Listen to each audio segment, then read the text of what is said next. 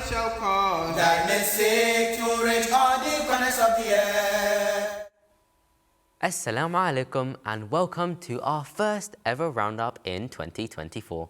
We look forward to bringing you brand new content throughout this whole year. But first, let's take a look at what we have in store in today's episode. In Gaza, winter sets in, bringing new challenges amidst ongoing suffering. Guardian Jalsa brings blessings for Ahmadi Muslims around the world. We then head over to Beit al-Ishan to learn more about the International Talimul Qur'an Academy. But first, let's take a look at our top stories this week. Assalamu alaikum, Shabil. What do you have for us today? Assalamu alaikum and welcome back to your weekly news roundup. Let's take a look at what made the top stories this week. Kicking off, a NASA spacecraft has made its closest ever approach to Jupiter's moon Io. The spacecraft, Juno, has been circling Jupiter since 2016. Since then, it has orbited the planet to learn more about the gas giant and its moons.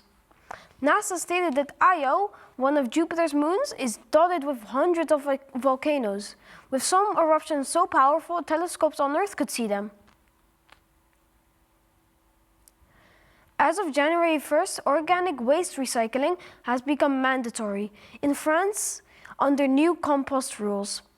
With support from the government's Green Fund, cities must provide residents with ways to sort bio-waste such as food, scraps, vegetable peels, and garden waste. Residents will be required to dispose of organic matter at collection points where waste will be turned into compost to replace chemical fertilizers. England's Luke Humphries defeated teenager Luke Littler 7-4 in a gripping final to win his first PDC World Championship title. Littler, 16, was aiming to become dart's youngest ever world champion after a remarkable run to the final. But Humphries, who became world number 1, defeated his opponent to secure the £500,000 first prize. That's all from me, but there's still lots more in store for you all. Nasser and Ghanibai, back to you both. Jazakallah Shabil for the update on this week's stories. Now it's time for us to head over to Osman and Rohail for our weekly Friday sermon discussion. Let's take a look at some of the key points taken from this week's sermon. Assalamu alaikum, dear brothers and sisters, and welcome to this week's Friday sermon discussion. Today, we're diving into the world of sacrifice, faith, and the blessings that come with it. We have some fascinating insights from our beloved Hazur's recent sermon regarding the essence of giving, especially in the context of financial sacrifices. That's right, Usman. Beloved Hazur emphasized that true success lies not just in worldly wealth, but in sacrificing for a greater cause. Hazur quoted verses from the Holy Quran urging believers to strive in the cause of Allah with both their wealth and their selves. And it's not just about money, but the intention behind it.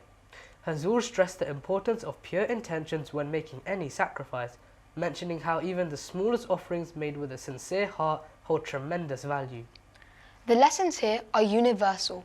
Sacrifice isn't just about giving up something, it's about prioritizing a greater good over personal desires. Beloved Hazur, may Allah be his helper, shared inspiring stories of individuals across different countries who, despite their own challenges, chose to give selflessly. From Africa to Australia, their sacrifices brought about incredible blessings. And it's not just about what you give, but the impact it has. Like the story of the new convert in Central Africa, who after making a contribution received bricks to finally build his home. The blessings of sacrifice often come in unexpected ways. And how about the young man in Cameroon?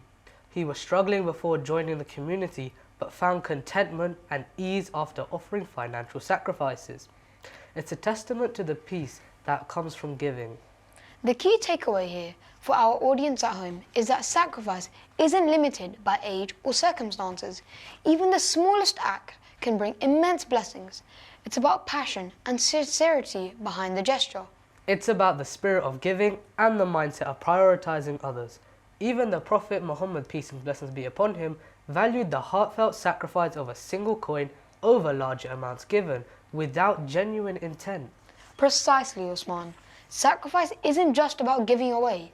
It's a mindset that leads to contentment, peace, and a sense of closeness to one's faith. It's about finding fulfillment in helping others, and in turn receiving blessings beyond measure. So as beloved Hazur announced, the 67th year of Waqf Jadid, let's remember the power of sacrifice. It's not just about the numbers collected, but the collective impact of these sacrifices in spreading the message of Islam and helping those in need.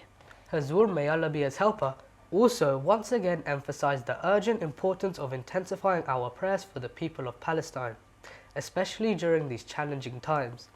He encouraged us to wholeheartedly dedicate ourselves to praying for peace in the region, underscoring the power of our supplications in making a positive difference. That's it for today, my dear brothers and sisters. Let's remember to make time to listen to our beloved Hazur's sermon. It's filled with blessings and many insightful lessons for us to absorb and learn from. Until next time, Assalamu alaikum. Jazakallah Osman and Rohel for another very informative discussion on this week's Friday sermon. If you haven't had the chance to catch this week's sermon, remember to tune in to MTA for a repeat telecast of Hazur's sermon. Let's now head over to Ghani to get an update on the situation in Gaza. Ghani? Jazakallah Nasir. Winter is setting in on Gaza. Without homes, heating and adequate clothing, people are more at risk of diseases and illnesses. Israeli forces also pushed deeper into Khan Yunis and other targets across Gaza, claiming it destroyed many military sites and weapons storage facilities. But even safe areas and key infrastructure are continuing to be bombed and civilians killed. So I'm here at Al Amal Hospital. It's a Palestinian Red Crescent Society facility, clearly marked with the Red Crescent emblem on the roof. And just 2 hours ago, you can see behind me and all around me, this area was hit. 5 people were killed here, including a 5-day-old child. No child in the world should be killed, let alone one sheltering under the emblem of a humanitarian organization. This war has to end. The world should be absolutely horrified. The world should be absolutely outraged. A child was killed here today. 4 more people were killed here today in a space that should be safe. But there is no safe space in Gaza, and the world should be ashamed. Israeli Prime Minister Benjamin Netanyahu shows no signs of backing down, saying that the war will continue until Israel meets its objectives. Hazrat Khalifa al-Masih, may Allah be his helper, said that the war could spread in the coming year. फ़लस्तीन के लिए तो मैं दुआ की तारीख करते रहता हूँ, अब भी उनको याद रखें, अपने अपने हल्के अहबाब में इनके हक़ में आवाज़ भी उठाते रहें, लोगों को बताते भी रहें, ख़ास तौर पर सियासतदानों को। पहले ही मैंने कहा था, इसराइल की हुकूमत तो अपने जुल्मों से बाज आने वाली नहीं लगती, बल्कि अब तो ये फौजियों को पैगाम दिया है कि 2024 का साल भी जंग का साल है। अल्लाह ताला फ़लस्तीनियों पर रहम फरमाए। इससे अब ये भी कहा जाने लग गया है कि रीजन में भी जंग फैलने का खतरा है और फिर आलमी जंग भी हो सकती है। बैरूत के इर्द गिर्द भी इन्होंने बमबारी शुरू कर दी है, बढ़ती चले जा रहे हैं। अब ये गो बज़ाहिर अमेरिका की हुकूमत उनको यही कह रही है कि महदूद करो अपनी जंग को, लेकिन ये सिर्फ अल्फाज ही लगते हैं, दबी हुई आवाज़ें हैं इनकी। असल मंसूबा तो इनको ये लगता है कि गज़ा से फ़लस्तीनियों को बेदखल कर दिया जाए और उस ज़मीन पर फिर कब्ज़ा कर ले। अल्लाह ताला फ़लस्तीनियों को रहम फरमाए और मुसलमानों को भी रहम फरमाए, इनको भी अक्ल और समझ दे और इस तरफ भी ये गौर करें कि ज़माने के इमाम को भी की आवाज़ को भी सुने और माने। Jazakallah Ghani. Let's pray that the world leaders see some sense and organise a ceasefire now. In other news, Ahmadi Muslims all around the world were blessed to watch Hazrat Khalifa al-Masih, Ayyadallahu Ta'ala bin Nasir al-Aziz, deliver the final address for Qadian's Jalsa Salana last week. We've got an exclusive behind the scenes on that blessed day. So, let's take a look.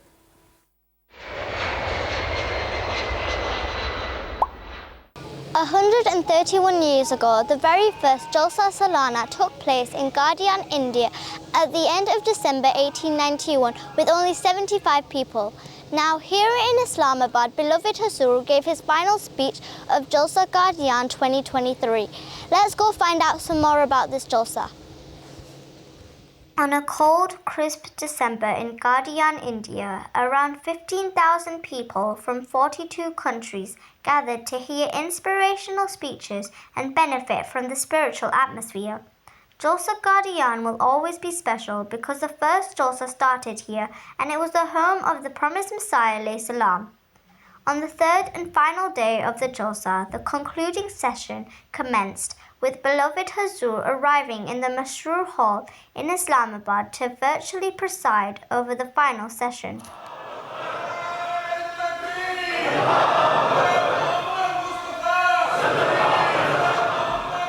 But it wasn't just Jalsa Qadian that was concluding. The Jalsas of Senegal, Togo, Guinea-Conakry and Guinea-Bissau were also blessed in this way to have Hazur address them.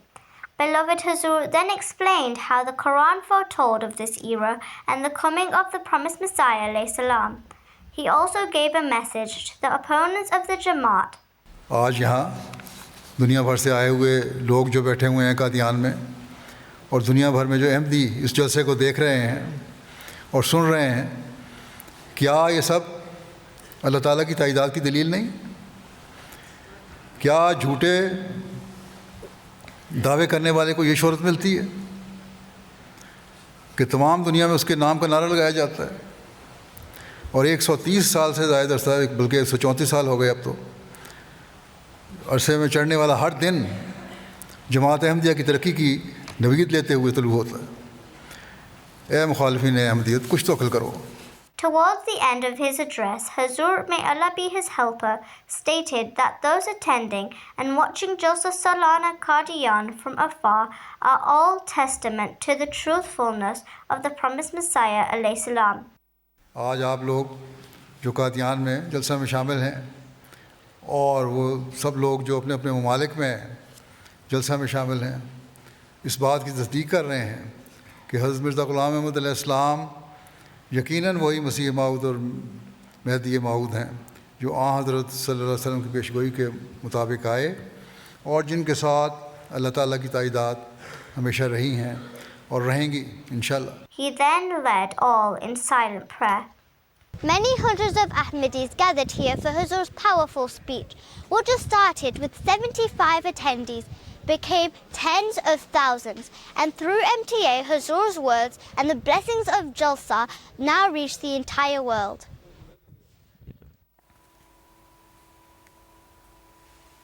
Jazakallah for that report. It truly was a blessed day. Speaking of blessings, you know, reading the Quran is something that all Muslims are required to do. But did you know that there is an academy where you can learn to read the Quran correctly? So, without further ado, let's take a look.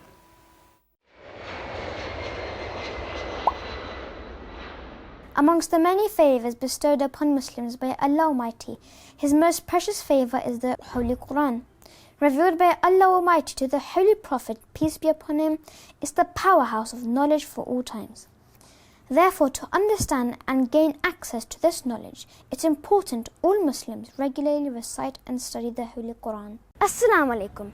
Keeping up with academic and religious education can be tough.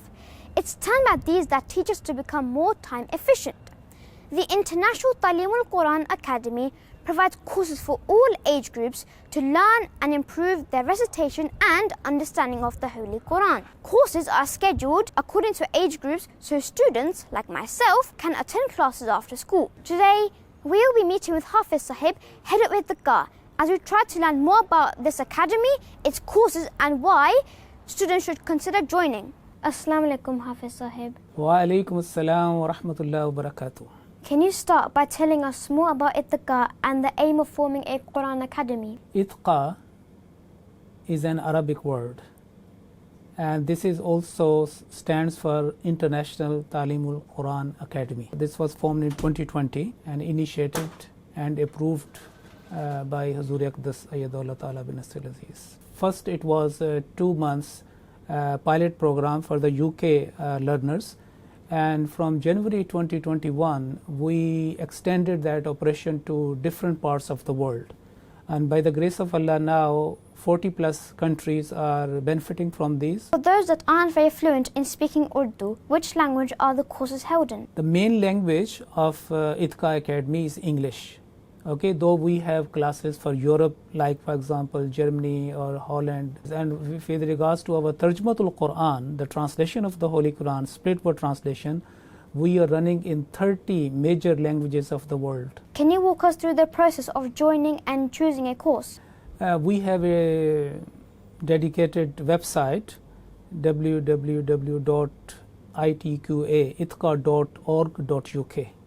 You go there and register yourself. Then a screening test is taken that which level that person will go. Having sat a few exams myself, do you have any exam preparation tips for students? You have to complete the syllabus first and ample mock test practice and reading, because the Quran is basically, the reading. May Allah reward the efforts of everyone working for ITQA. Okay, Jazakumullah, on behalf of ITQA, I'd like to extend this message that because of the increasing number of students, we are always in need of new volunteer teachers. Training will also be provided, and we have about 450 teachers all over the world for recitation courses and other courses. Okay, but we need more. ITQA is to provide students with the confidence to understand the Quran in a better way. Now that you know more about this academy, get enrolled in one of their courses. Don't miss out. Allah Hafiz. Jazakallah Arshman for that very interesting and informative report. Now we've got a feast for the eyes all the way from Australia. Australia is known for so many things, and today we're going to show you some of the beautiful plants native to the continent.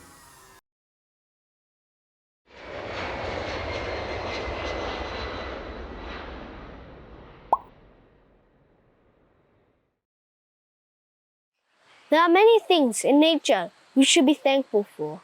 One of them must be flowers. There are many types of flowers which we see in our environment.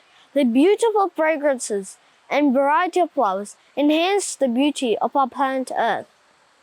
Flowers have been valued by humans for thousands of years for a variety of reasons. They play a crucial role in nature, serving various purposes. From nature to human use, they are important. They can feed insects, birds, animals, and humans. Further, they provide natural medicines for humans and some animals. Most importantly, without flowers, plants would simply be green, and the world would be a duller place. Throughout Australia, there are many regional botanic gardens and other reserves where native species and cultivators can be seen. We're here at Tambourine Mountain Regional Botanic Gardens in the scenic green to see some native Australian flora. Good morning, Denbury. How are you? I'm very well, thank you. We're here to talk about the Australian flora. Can you tell us more about this beautiful plant? Yeah, it's called a Grevillea. And the Grevillea species is probably the most common in Australia as a native plant. This is a particular type, but there are many, many types of Grevillea and it's associated. There's Grevilleas, there's Banksias, there's Waratahs, all part of the same group of plants, but they all look very different. Why is this plant leaning to a side, not straight up like other trees? That's a really good question. It's called a prostrate Grevillea. There are, as you say, many types that they will grow straight up and they grow out as big bushes or as trees. This one happens to like lying on the ground. These are its flowers. It's coming to the end of its flowering season. Flowering is normally in springtime through to the very early summer. But as you can see, these pretty little flowers grow right on the end of particular branches. And they are designed to attract birds. These are probably one of the best bird attracting plants that you can find. All sorts of parrots and lorikeets and all sorts of Australian birds will come and eat this, and then they'll go on to another plant, and that will help pollinate the whole species. Australia is home to a wide variety of beautiful native flowers. Australia is a large, ancient, diverse island, continent, and home to some of the world's most magnificent flowers, many of which are unique to Australia. Jazakallah for that report. Nasser, do you know why next week's episode is very special? Of course I do. It is the 100th episode of RoundUp. So join us next week for a very special episode of RoundUp you won't want to miss. But that's all we have time for in today's episode. Don't forget to follow us on Instagram for exclusive behind-the-scenes content and send us your feedback to roundup@mta.tv. Once again, Jazakallah for tuning in, and until next time, Assalamu alaikum.